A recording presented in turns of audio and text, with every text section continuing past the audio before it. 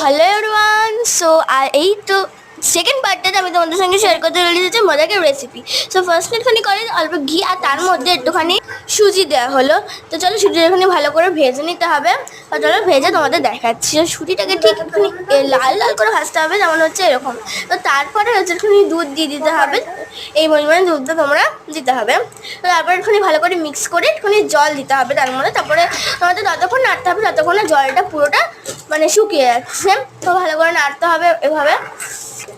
এবার একটুখানি নাড়চাড় কর, চলো তোমাদের একটুখানি দেখাই। সো এই যে হয়ে গেল, তার মধ্যে হচ্ছে গরু গুঁড়ো দুধ, এই যে গুঁড়োটা ধরে দেওয়া হচ্ছে 10 টাকা প্যাকেটটা।